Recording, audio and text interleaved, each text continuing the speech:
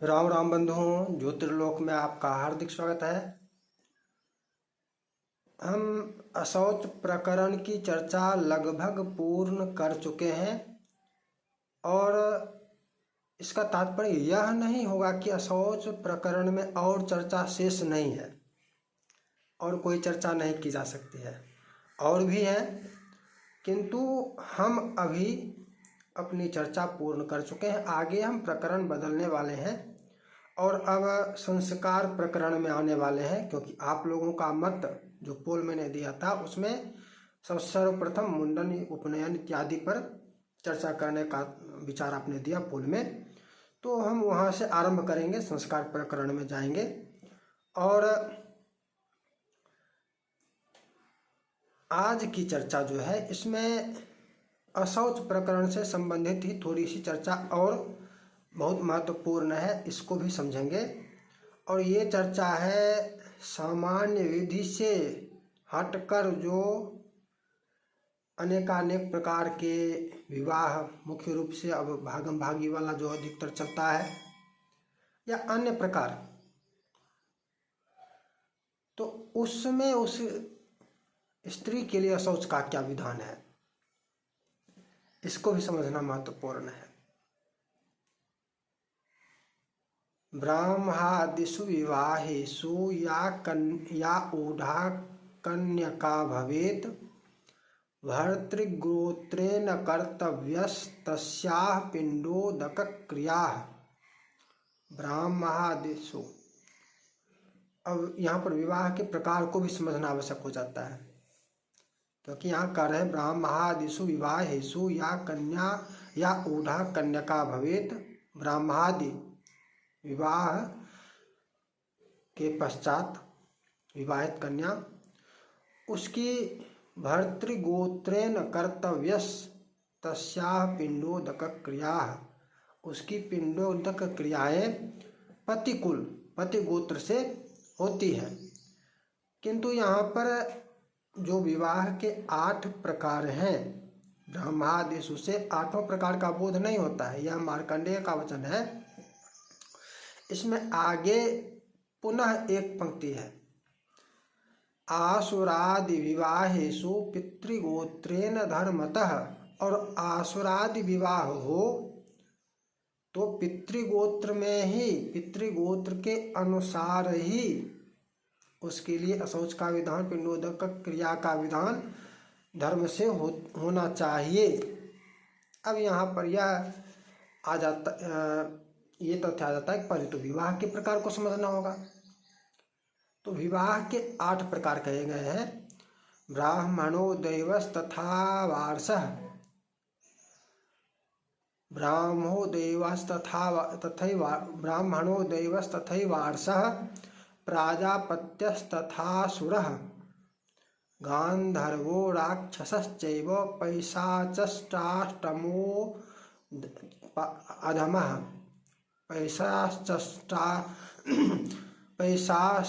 पैशाचष्टाष्टमोधमः विष्णु पुराण में है, मनुस्मृति में है 8 प्रकार। ब्राह्म, दैव, आर्ष, प्राजापत्य, आसुर, गांधर्व, राक्षस और पैशाच, 8 प्रकार हो गए।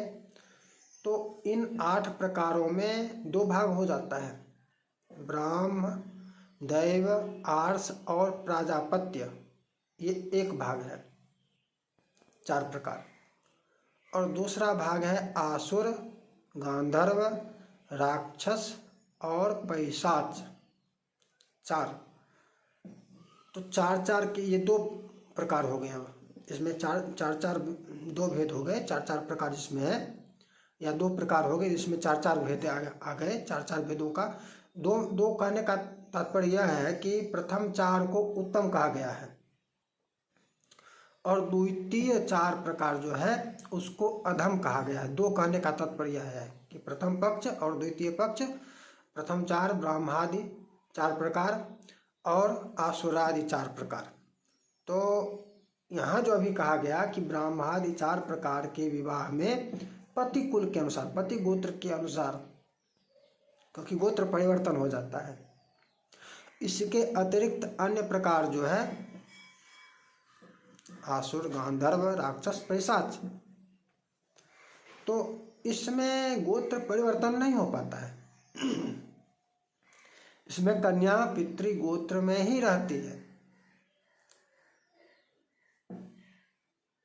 पिता ने या जो भी हो, भाई हो, पिता हो, जो भी हो, दान करता, वो विधि पूर्वक यदि दान नहीं कर रहा है वर को, कन्या का कन्यादान नहीं कर रहा है, तो कन्या वर के गोत्र में सम्मिलित नहीं होती है, पिता के गोत्र में ही रहती है। इसलिए 4 प्रकार जो है जिसमें दान किया जाता है, ब्राह्म, दैव, आर्ष और प्राजापत्य, ये 4 प्रकार है, इसमें दान किया जाता है, कन्यादान होता है विधि पूर्वक। इसलिए उत्तम है, इसमें पति गोत्र में कन्या चली जाती है। किंतु गांधर्व, आसुर, गांधर्व, राक्षस और पैशाच, ये 4 विवाह जो है, इसमें कन्यादान का अभाव होता है, विधि का अभाव होता है। विधि विवाह की विधि से नहीं होता है, मान्यता है किंतु अधम है, और कन्यादान नहीं होता है, अधम है। इसलिए इसमें कन्या का गोत्र पति वाला नहीं हो पाता है, गोत्र सम्मिलन नहीं होता है। यहाँ पर ये मुख्य विषय है, गंभीर विषय है ना। ये जो भागम भागी करने वाले हैं, इन लोगों के संबंध में गोत्र का विचार करना होगा। बहुत गूढ़ विषय है, समझना आवश्यक है। और उनको क्या कहें, जिस प्रकार के महानगर वालों की निंदा, क्या उनको लगेगा निंदा करते हैं, वो है ही निंदित। निंदा क्या करें, बस सत्य का उजागर करना, चर्चा मात्र करना है। और उनके जो कर्मकांडी होते हैं, पंडित होते हैं, वो भी उसी श्रेणी के होते हैं लगभग। वो भी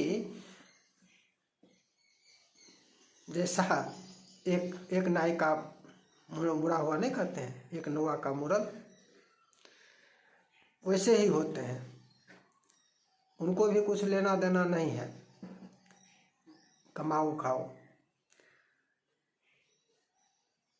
कर्मकांड संबंधी, धर्म संबंधी जो पालन का व्यवहार में भी देखने को की इच्छा हो, तो गाँव में जाकर ही देखना होगा। गाँव में ही इसका पालन, जितना भी, गाँव में भी पूर्ण रूप से पालन नहीं किया जाता है, लेकिन जितना भी हो गाँव में पालन होता है। विवाह के इन प्रकारों को अभी हम अधिक गहराई से इसको नहीं समझेंगे। इसको हम, इसकी चर्चा जो विवाह प्रकरण में आएंगे तब समझेंगे। अभी यहाँ अशौच प्रकरण को समझ रहे हैं कि उस कन्या का जो हो इस प्रकार से, कौन सा, गांधर्व विवाह, आसुर विवाह, राक्षस, पिशाच, इन सब में थोड़ा थोड़ा लगभग समान ही है, थोड़ा थोड़ा अंतर है। आसुर विवाह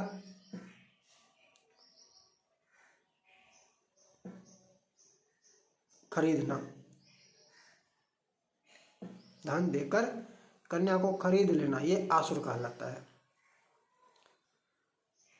गांधर्व विवाह 2 युगल, मतलब एक ही युगल कहें तब एक ही युगल,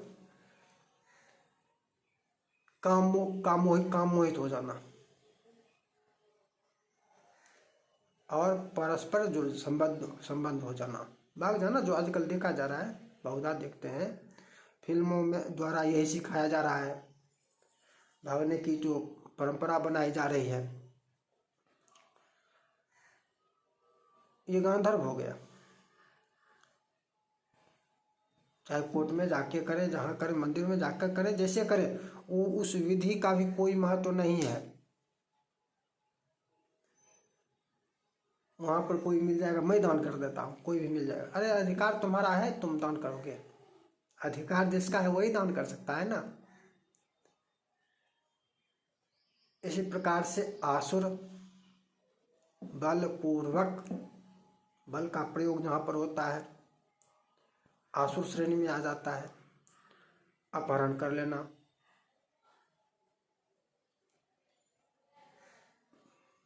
युद्ध वाली बात तो नहीं है लेकिन होता भी है। सामान्य अभी वर्तमान में वो युद्ध वाली स्थिति ये आसुर या राक्षस या पैशाच जो है ये विधर्मी लोग अधिकतर करते हैं। बंगाल में देखिए बलपूर्वक अपहरण कर लेते हैं, या पैशाच में है बलात्कार पूर्वक।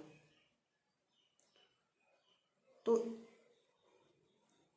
इसके आधार पर उनको भी समझना होगा, उनकी प्रकृति भी, कि वो किस प्रकृति के हैं। उनके साथ भाईचारा करने की बात की जाती है, भाईचारा भाईचारा भाईचारा। उसकी प्रवृत्ति देखिए, वो पैशाची प्रवृत्ति का है, राक्षसी प्रवृत्ति का है। उसके साथ दैवीय प्रवृत्ति का भाईचारा कैसे संभव है? कैसे हो सकता है? संभव नहीं है। ये भाईचारा भाईचारा संभव नहीं है। किंतु अशौच प्रकरण में रहते हैं तो आसुरादि 4 प्रकार के जो विवाह हैं इसमें गोत्र परिवर्तन नहीं होता है और उस स्त्री का गोत्र पिता वाला ही रहता है। प्रश्न आएगा कि उसके बच्चे का गोत्र पिता वाला हो जाएगा, किंतु स्त्री का गोत्र पति वाला नहीं होता है। इसको ध्यान में रखना है। चाहे वो गंधर्व विवाह, जिसको प्रेम विवाह भी वर्तमान में कह रहे हैं, यहाँ पर धर्म प्रधान नहीं है, धर्म का पालन नहीं है, यहाँ पर काम के वशीभूत हो जाते हैं। या अन्य जो भी प्रकार है, उत्तम प्रकार के अतिरिक्त 4 अधम प्रकार जो है, तो स्त्री के लिए जो अशौच विधान है या पिंडोदक क्रिया का विधान है वो उसके पिता के गोत्र के अनुसार होगा, भले ही करने वाला उसका पुत्र ही क्यों ना हो, उसका पुत्र ही क्यों न करे। दो ये भाग गए घर से, कोर्ट मैरिज कर लिया या प्रेम विवाह कहिए, अब उसके जो बच्चे हुए तो उस बच्चे का गोत्र तो पिता के गोत्र में आएगा। पिता का की क्रिया पिता के गोत्र वर्ण के अनुसार वो करेगा, और माता के लिए माता के गोत्र के अनुसार, गोत्र से शाखा परिवर्तन होता है, उसमें हो जाता है अंतर। तो ये तो एक विधान है। अशौच का जो यहाँ पर है, वर्ण संकर होने पर शूद्रवत हो जाता है। वो संतान के लिए क्या है? संतान के लिए शूद्रवत है विवाह विधान।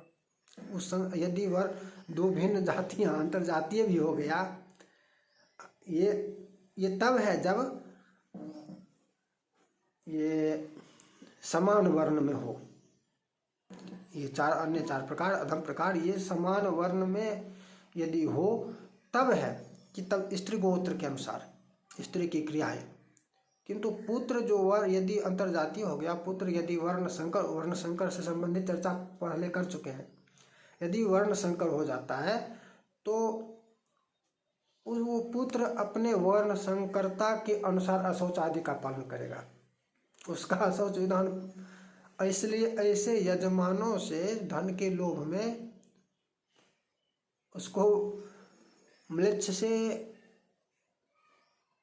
कम मत आंकिए। कहेगा जीने जाने खाने पीने बहुत सारे काम हैं, यही काम नहीं है। आपको